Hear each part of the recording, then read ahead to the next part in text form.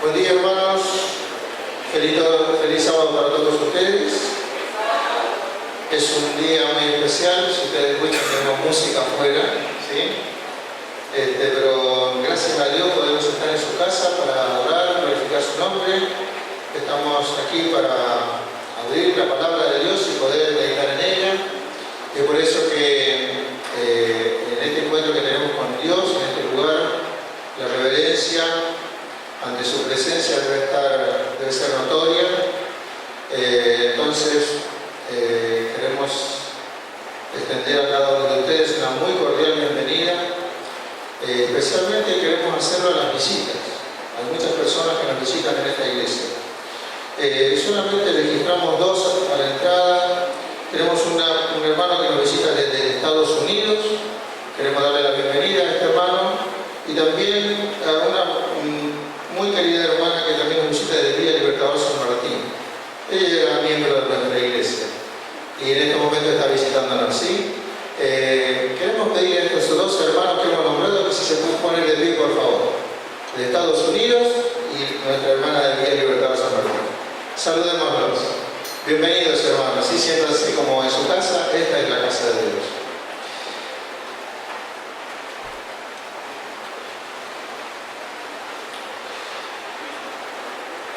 Bien, voy a mencionar a las personas que van a participar con nosotros en la presentación de este culto. La oración intercesora estará a cargo de nuestro hermano Abel García. La ofrenda musical estará también a cargo de Eric Suárez. Él toca un instrumento musical, la trompeta, y nos deleitará con las suaves notas del himno "Oh buen maestro despierta", que si ustedes quieren lo pueden seguir con sus signarios.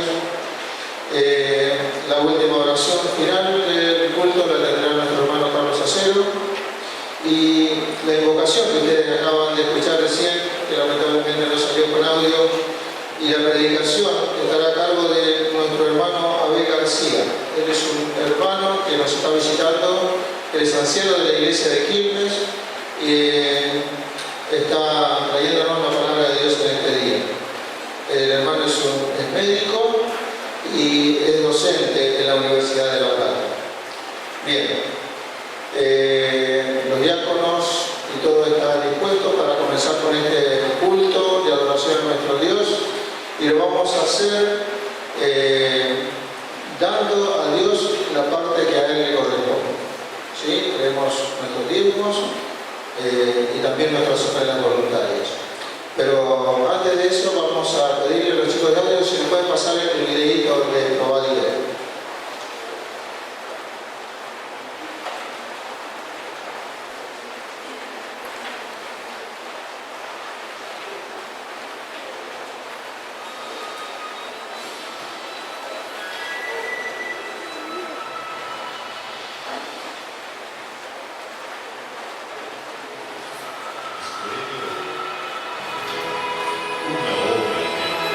Olvidemos que nuestro cuerpo es el templo del Espíritu Santo.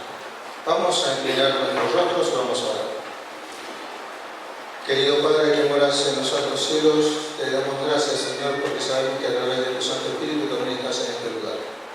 Te queremos pedir de manera muy especial, Señor, que pudieras tocar nuestro corazón con el video que vimos, con el testimonio de nuestra vida particular, para que al ofrendar, Señor, en este día, al traer la parte que a ti te corresponde, podamos ser generosos y que nuestros corazones puedan estar agradecidos, Señor, y felices de poder darte la parte que tú nos pides. Pedimos todo esto en el nombre de Jesús. Amén.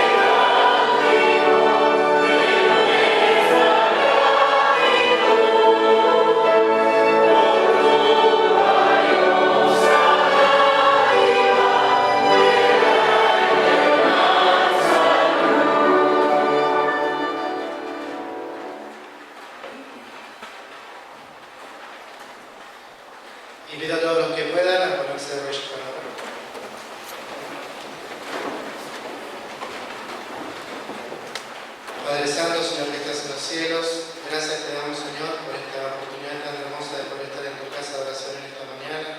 Te damos gracias, Señor, por tu compañía, por tu guía en cada día de nuestros días, Señor. Y te damos gracias, Señor, por todo tu amor y toda tu misericordia.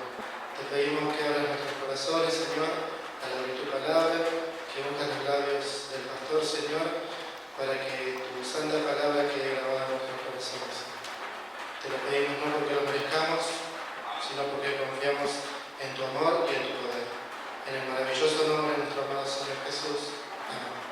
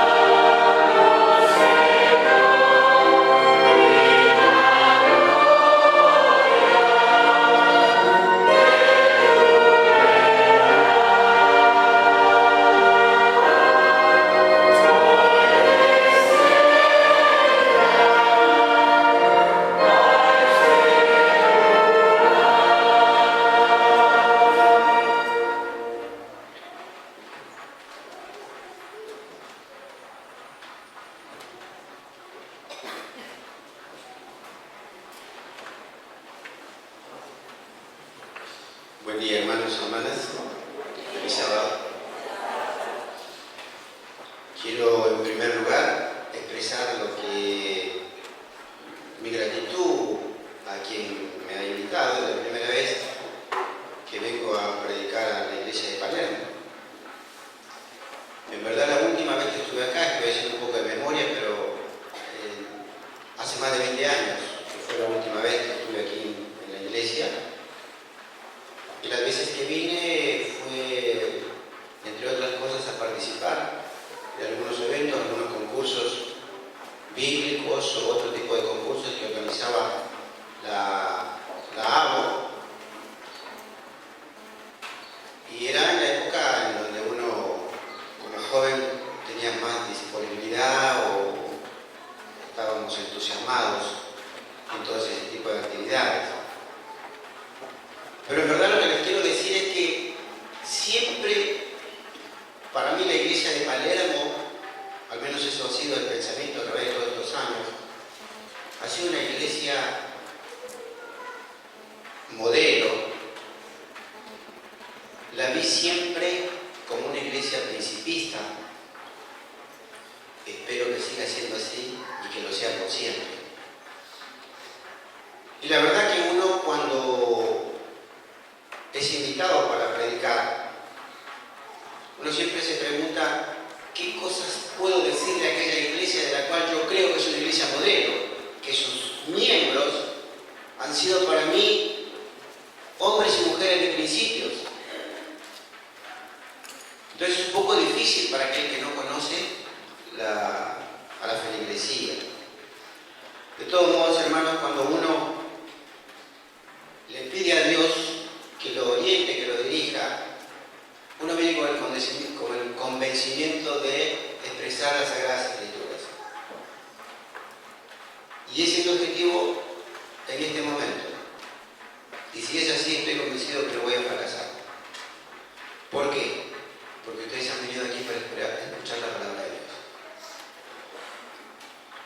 Cuenta la historia bíblica, y ya los voy a invitar para que busquen en el Evangelio según San Marcos.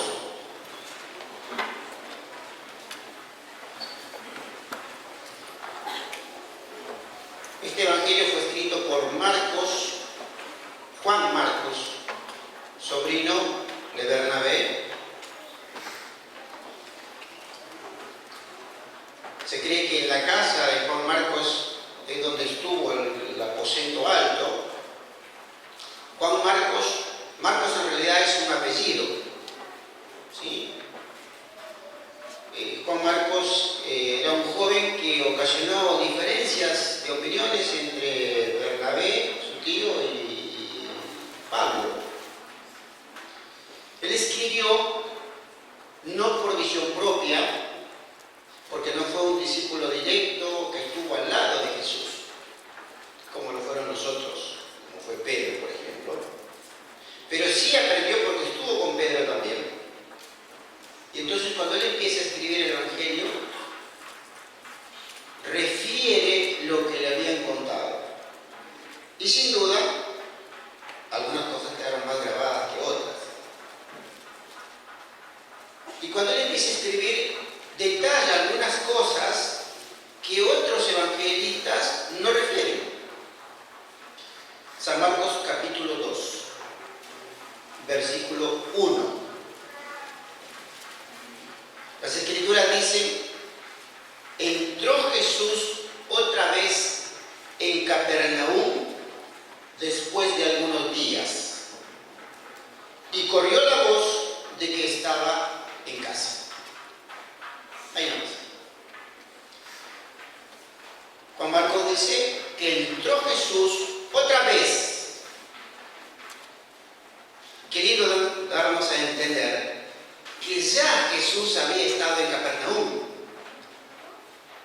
En verdad, Capernaum no era su aldea o su ciudad de origen, su pueblo natal. Sin embargo, Jesús tenía un afecto, algo lo ligaba a Capernaum. Él había estado del otro lado de la orilla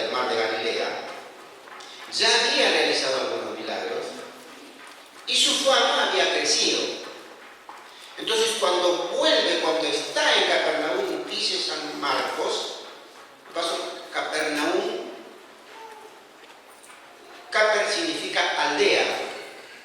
Esta localidad era conocida como la aldea de Nahum, Capernaum. Dice Marcos que se corrió la voz de que estaba en casa. ¿Sí? ¿En casa de quién? Porque a decir verdad Jesús no tenía casa en Capernaum. ¿Qué es lo que Jesús tenía en Capernaum? Tenía amigos. ¿Sí? Y cuando uno tiene amigos, tiene el deseo a veces de volverse a encontrar con esos amigos. ¿No les pasa esto a ustedes?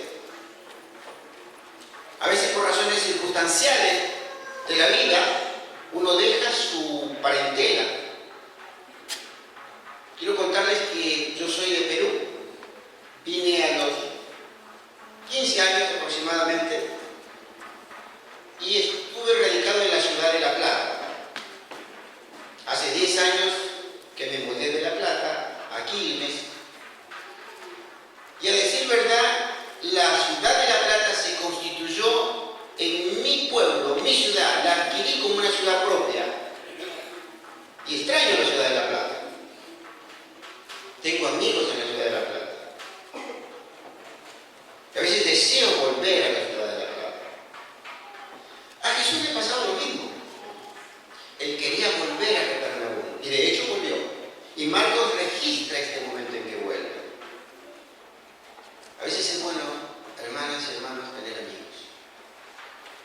Y sobre todo si los amigos piensan y sienten lo mismo que nosotros pensamos y sentimos, como hijos de Dios.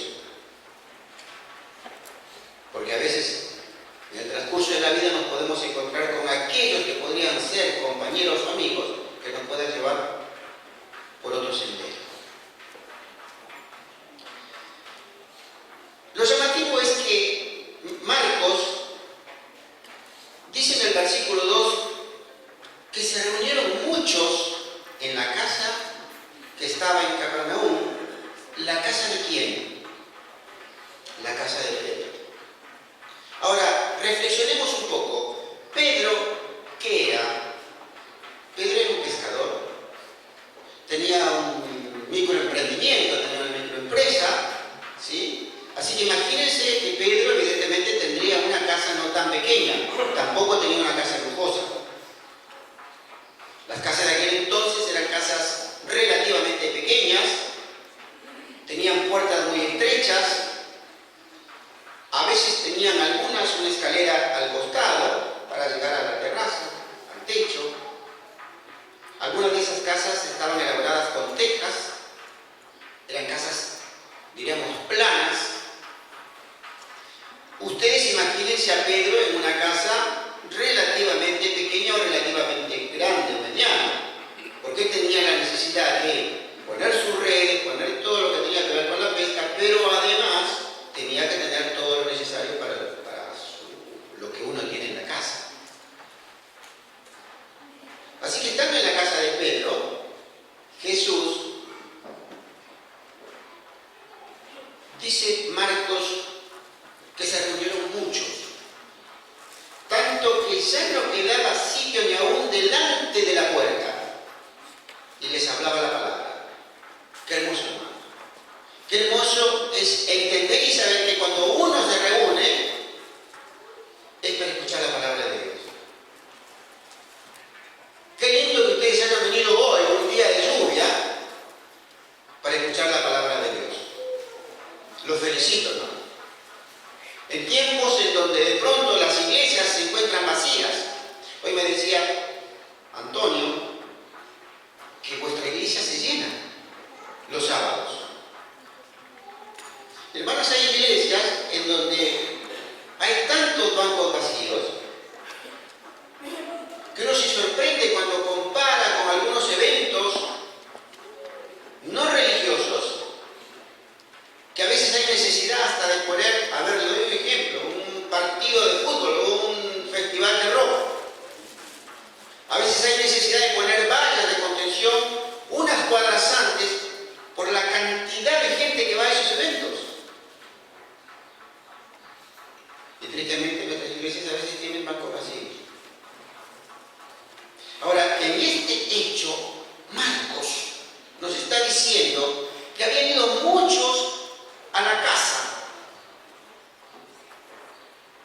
que aún no cabían ni a la puerta. Y adelante de todos estaba Jesús. ¿Qué hacía Jesús? Les predicaba, les hablaba la palabra de Dios. Ojalá que ese sea el objetivo de cada uno de nosotros, hermano. Tratar de reunirnos para escuchar la palabra de Dios. Y en esto, dice Marcos en el versículo 3, llegan unos hombres trayéndole un paralítico llevado por 4 de ellos. Aquí empieza un personaje bíblico. ¿Quién es? Un paralítico. ¿A quién se lo define como paralítico?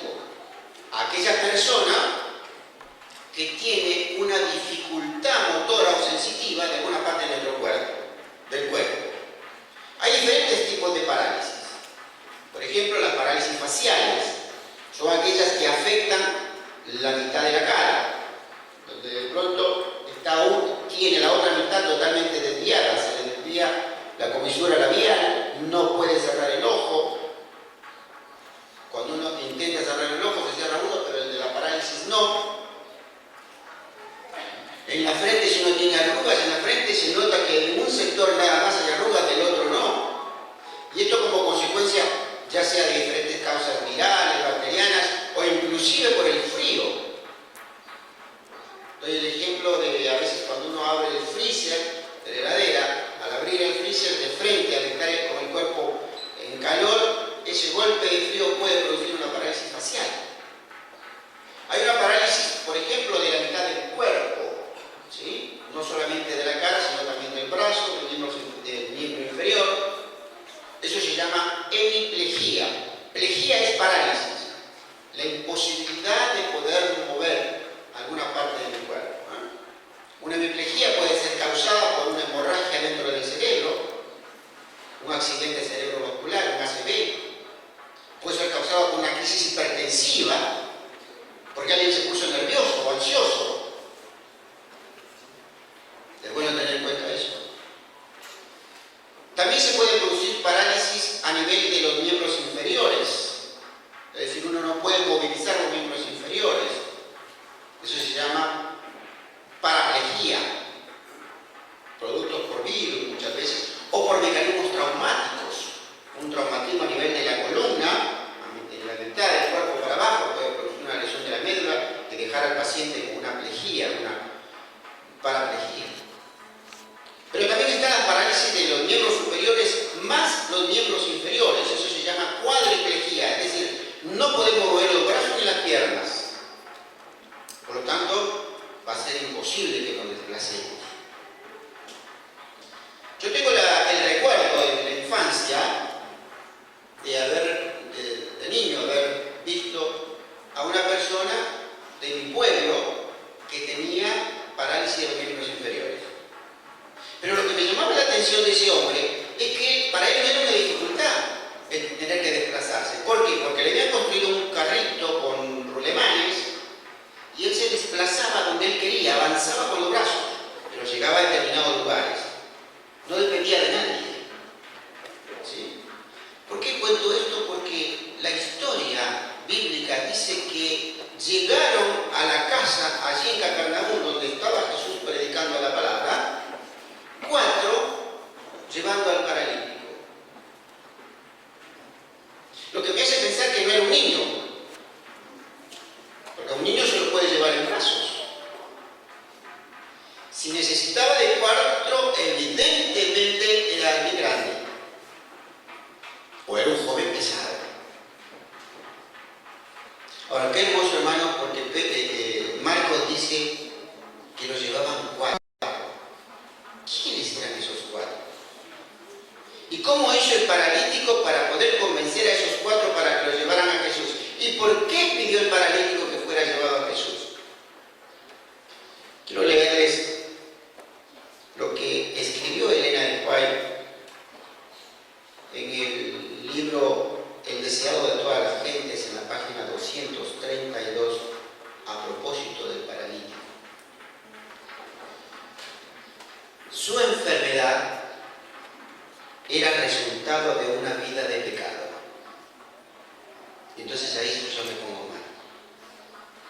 Porque yo decía, pobrecito, pobre paralítico, ¿qué bacteria le habrá afectado? ¿Qué virus le habrá afectado? ¿O qué traumatismo habrá tenido para tener la parálisis? El White dice, su enfermedad era el resultado de una vida de pecado. Pobre paralítico, era un pecado. Entonces lo miro a la distancia y reflexiono y pregunto, ¿solamente se puede definir al paralítico como aquel que no puede movilizar sus miembros superiores e inferiores? ¿O es que Marcos también me quiere llevar por el camino de la reflexión espiritual y decirme, Luis, cuidado, porque también está la parálisis espiritual?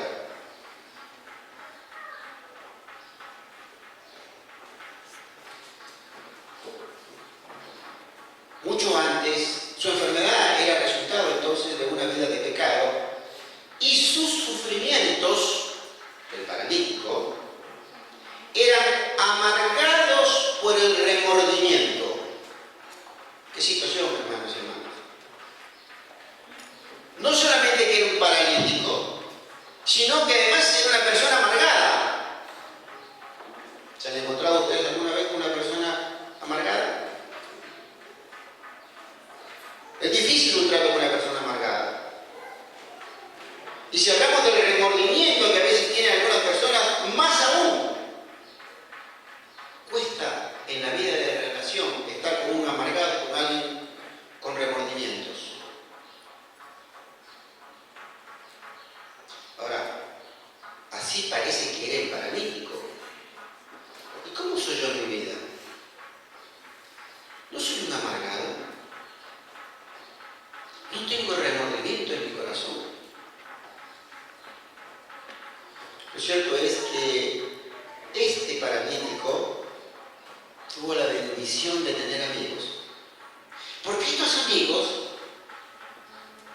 fueron los que le empezaron a contar acerca de Jesús. De todas las maravillas que hace Jesús, hermano. Entonces, imagínense ustedes al paralítico allí, sin poder desplazarse, escuchar de Jesús y permitir que nazca en su corazón la esperanza de encontrarse con ese Jesús maravilloso.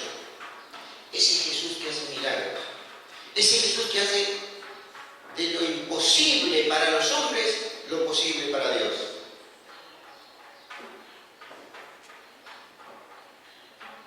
Evidentemente estaba en un gran problema, porque no solamente tenía una problemática física real, sino que además tenía un problema espiritual. Y qué bueno que existan los amigos, hermanos. Amigos para que nos escuchen, amigos para que nos den un consejo. Y la Biblia dice que a veces hay más amigos más unidos que hermanos.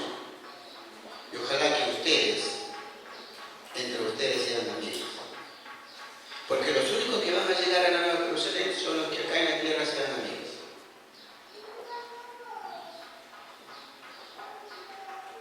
Lo cierto es que el paralítico, ante las cosas que le decían de ese Jesús, empieza a sentir en su corazón algo.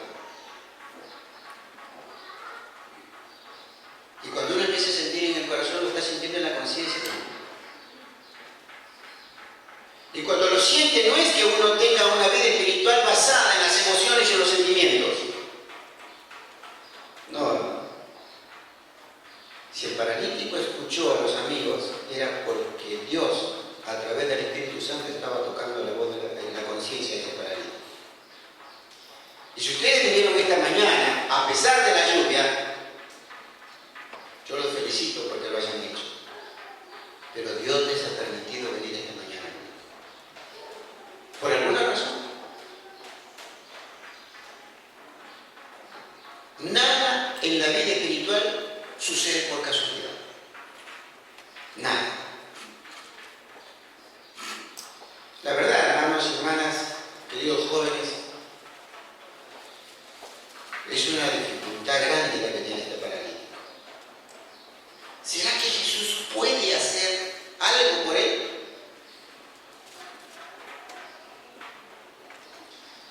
En esta semana, cerca de la 1 de la mañana, me sonó el celular. Bueno, en realidad recibí un mensaje cerca de la 1 de la mañana.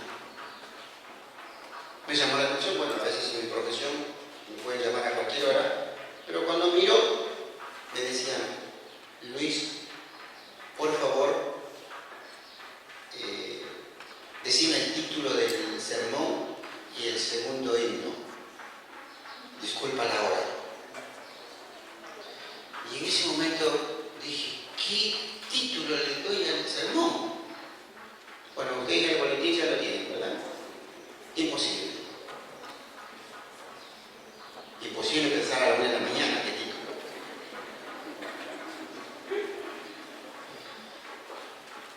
Así que después me quedé pensando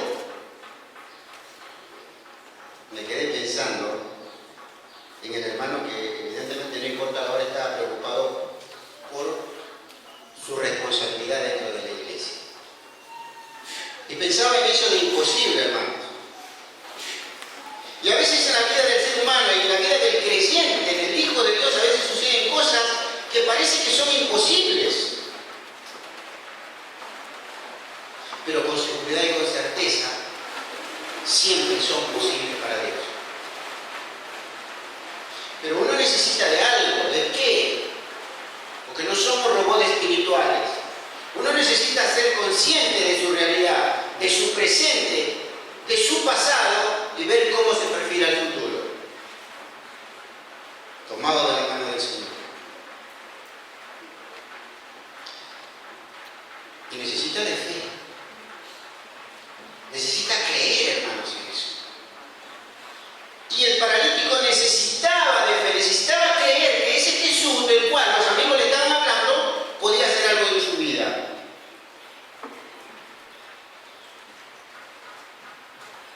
Y hablando de fe, hermanos, ¿qué dice la Biblia acerca de la fe? ¿Cómo la define? Ustedes saben que la Biblia dice que la fe es la certeza de las cosas que se esperan, la convicción de lo que no se ve. Yo hablé de La Plata. La llevo en mi corazón a la ciudad de La Plata, hermanos. Como probablemente en un tiempo lleve el corazón a la ciudad de Quilmes. Somos pasajeros en esta tierra. Pero una vez, ya más de 20 años, mucho más de 20 años, hermanos, me pasó algo que podría decir marcó mi vida.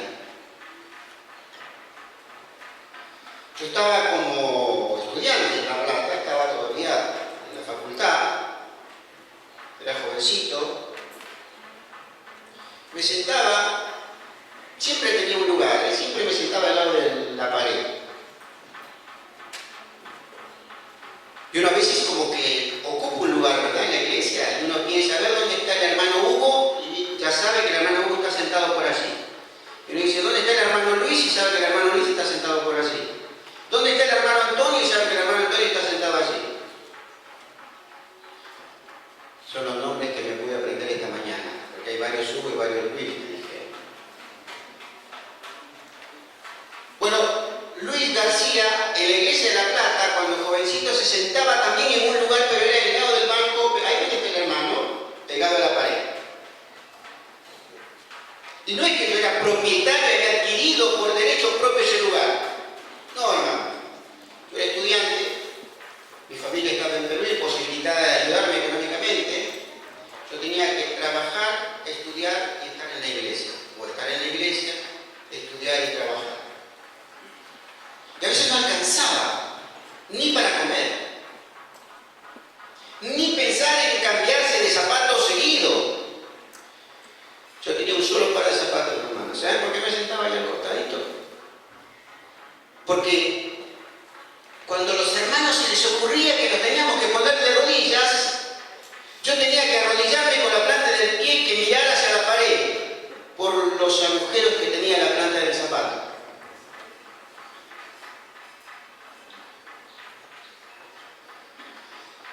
Ha pasado el tiempo, hermanos. Tengo 6 pares de zapatos, de los cuales 5 los he recibido como regalo. Así es Dios. De la necesidad del ser humano, la posibilidad de darnos una bendición hasta que sobreabunde. Y cuando uno piensa en la fe, cuando uno cree y tiene la certeza de algo, hermanos, debe sentirlo así, porque así va a ser. Y no se olviden del paralítico, que está pensando qué puede hacer Jesús con su vida. Porque ya había consultado a médicos, ya había ido a los sacerdotes, ya había estado en el templo, y todos los doctores de la ley lo habían marginado. ¿Por qué? Porque decían que estaba pagando como consecuencia el castigo de Dios como consecuencia de su pecado.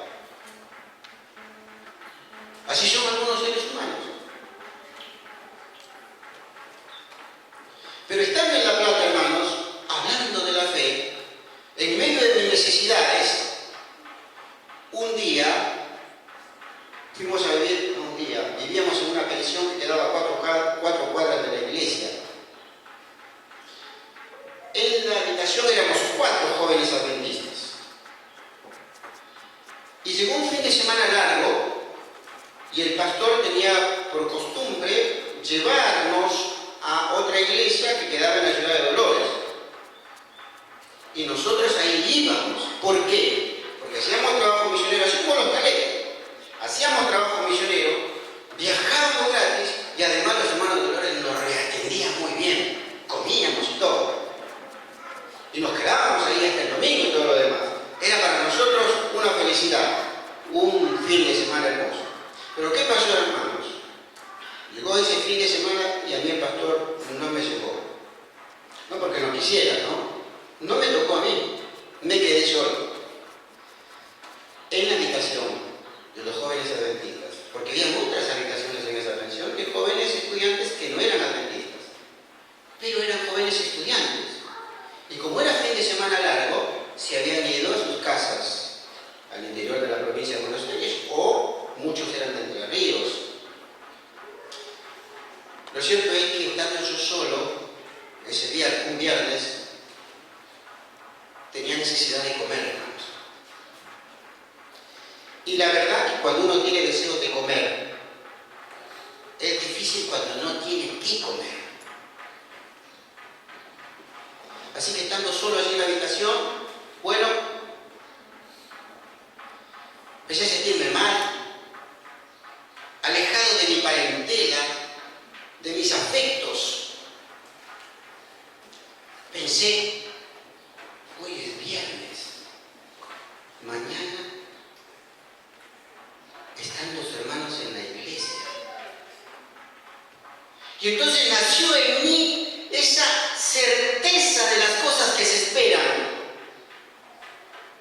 La convicción de que al día siguiente algún hermano de la iglesia de La Plata me invitaba a almorzar. Miren lo que pensaba.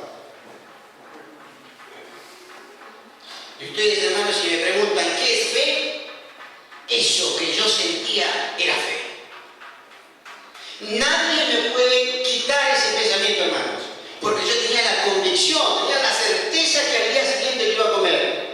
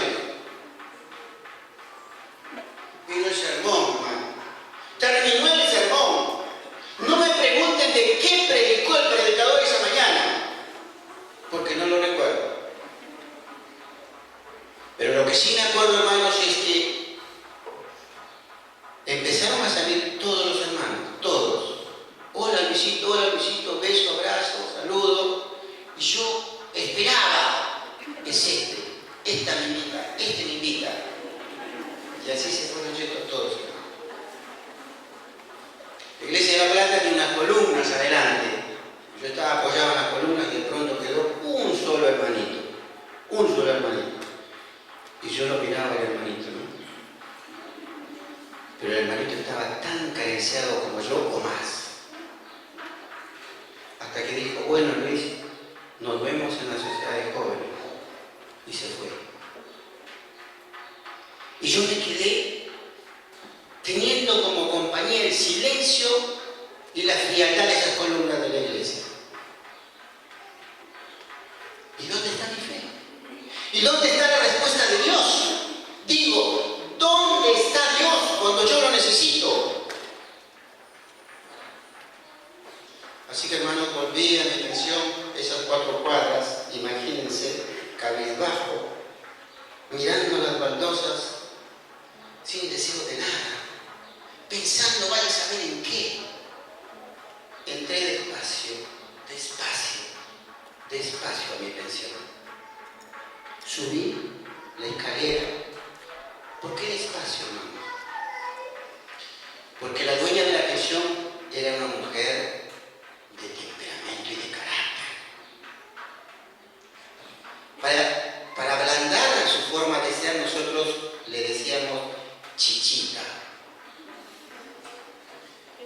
Y entonces yo subía la escalera despacito para que Chichita no me sintiera llegar, porque también le debía al mes de la pensión.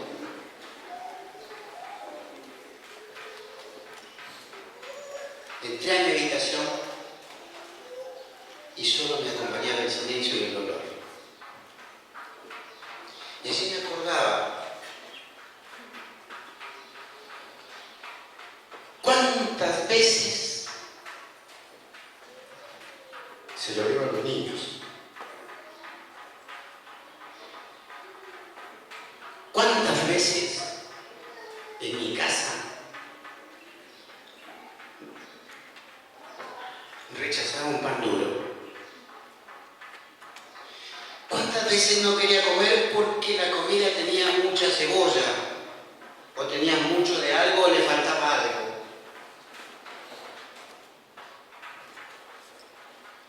Ahí pensaba en mi hogar. Pero lo cierto es que yo decía, Señor, ¿por qué tengo que pasar por esto? Y bueno, ahí me puse a reflexionar. Y cuando uno llega a ese extremo, bueno, dice, y hasta comete el error de decir, y esto me está pasando porque hice tal cosa. Imagínense a esa edad, un adolescente joven, solo. Y esto es porque seguramente yo hice tal o cual cosa. Bueno, lo cierto es que empecé a pensar en mi vida espiritual, hermano. Y me puse a orar. Evidentemente Dios quería mostrarme algo. ¿Y saben qué pasó, hermano? Cuando terminé de orar y me había puesto de rodillas solo a orar allí, al incorporarme, cuando estaba a punto de acostarme en mi cama, la puerta. ¿Quién me puede tocar la puerta si no hay nadie en la pensión? Chichita. Y ya no tenía otra más, ya no tenía otra alternativa, había que atender. Hermanos, atendí a Chichita y cuando abrí la puerta me sorprendí cuando Chichita me dice, Luisito, no hay nadie en la pensión, estás vos solo. Y a mí, mi familia me viene a invitar para ir al campo. Yo preparé todo el almuerzo para comer con su familia, pero no lo voy a llevar, así que te dejo toda esta bandeja para vos. De la persona que menos esperaba, Dios me dio la respuesta. ¿Qué habrá sentido el paralítico, hermanos? Me pregunto, ¿habrá sentido lo mismo? ¿Habrá dicho, su enfermedad es resultado de una vida de pecado? ¿Habrá sentido el paralítico, qué pecados hice para que yo tenga esto? He tratado de buscar alguna enfermedad que produzca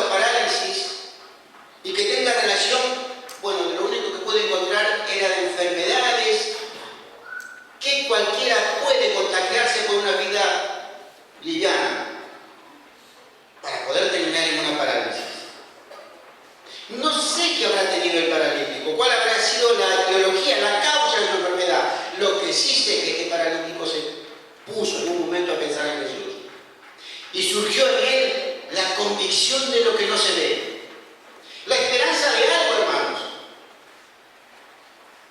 Y le pidió a sus amigos que lo llevaran. Y cuando los amigos lo llevaron, se encontraron con que la multitud le cerraba la puerta. Qué difícil es cuando alguien se encuentra con la espalda de otro, hermano. ¿No les ha pasado?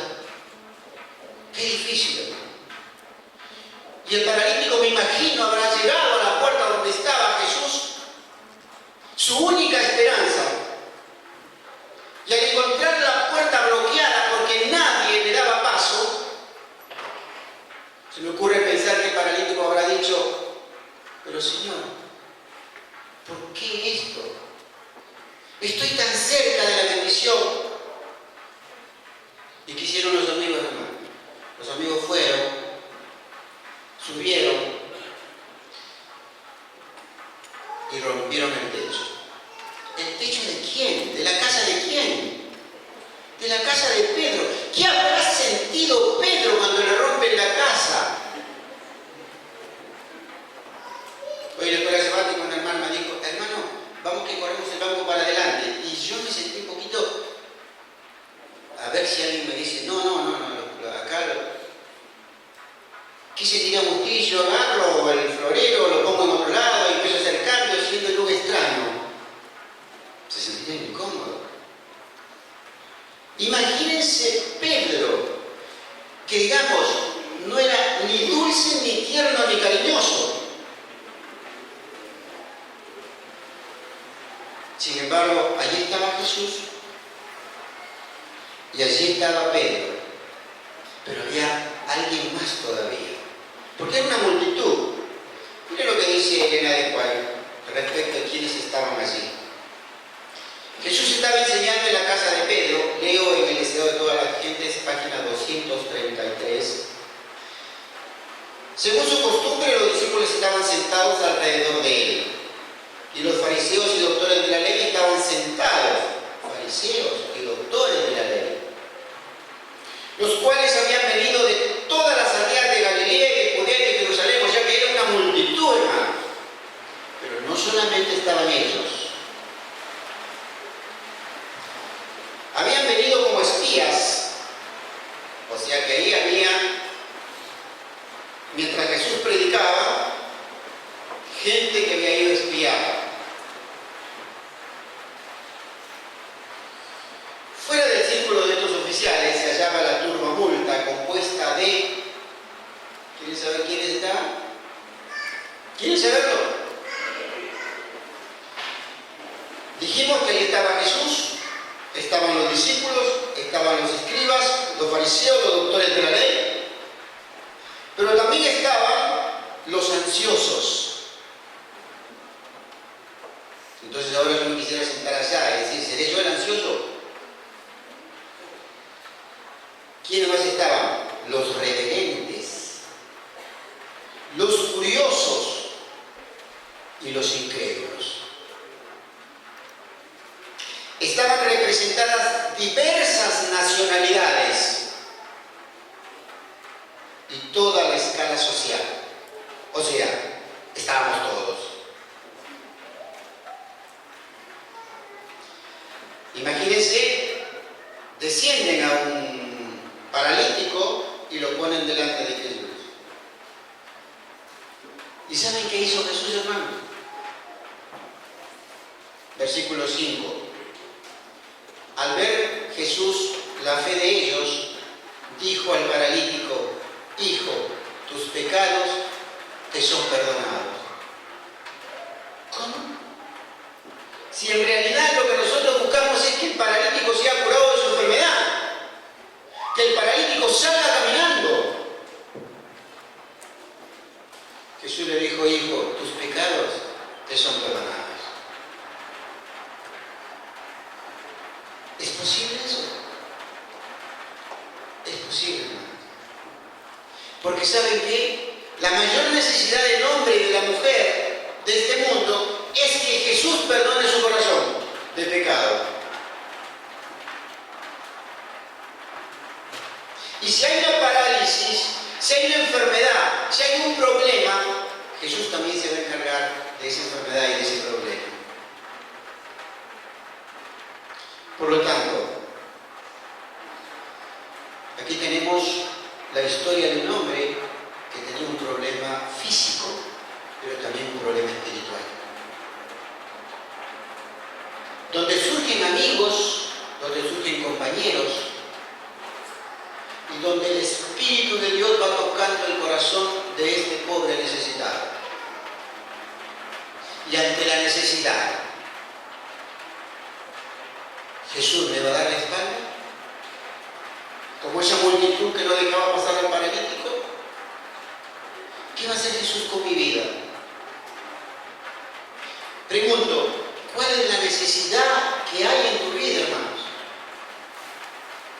¿Por qué he tenido que predicar esto? No lo sé.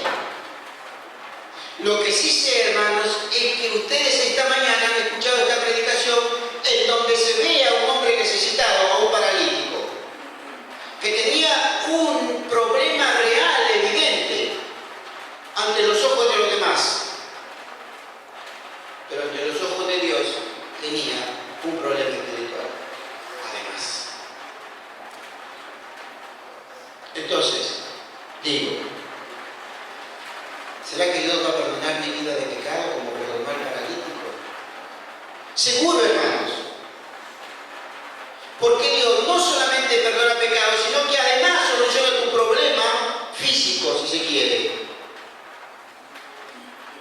Entonces, ¿cuál es tu problema? ¿Será tu problema de salud que te afecta, que te tiene mal? ¿Será un problema económico? ¿Será un problema laboral? ¿Será un problema de estudio? ¿Será un problema familiar, un problema de pareja? ¿O estás pasando por un problema personal o individual? No lo sé. Lo que sí sé, que lo que es imposible para los hombres es posible para Dios. Yo no sé cuál es la razón por la cual viniste hoy a la iglesia, pero lo que sí sé, hermanos, es que Dios quiere tocar tu conciencia y tu corazón. Y Juan Marcos escribió acerca de la vida del paralítico para que nosotros entendamos que somos en este mundo hombres y mujeres de fe. Y que cuando hay un problema, cuando hay una lucha, cuando hay una carga, no nos desesperemos. Porque lo que quiere el enemigo de las almas es llevarnos hacia el fango de la desesperación. Quiero terminar, hermanos, leyendo lo que escribió Irene de Cuay en el Ministerio de Curación, página 48. Cualesquiera que sean tus angustias y pruebas, querido hermano, querida hermana, querido amigo, querida amiga, cualesquiera que sean tus angustias y pruebas, exponlas al Señor. ¿No tienes para comer? Exponlo al Señor. ¿Tienes un problema laboral? Exponlo al Señor. ¿Tienes un problema de salud? Exponlo al Señor. Tu espíritu encontrará sostén para sufrirlo todo. Se te despejará el camino para que puedas librarte de todo enredo y aprieto. Cuando más débil y desamparado te sientas, más fuerte serás con su ayuda. Cuanto más pesadas sean tus cargas, tus problemas, tus angustias, tus luchas, más dulce y benéfico será tu descanso al echarlas sobre aquel que se ofrece a llevarlas por ti. Lo que es imposible para los hombres es posible para Dios. Que Dios los bendiga.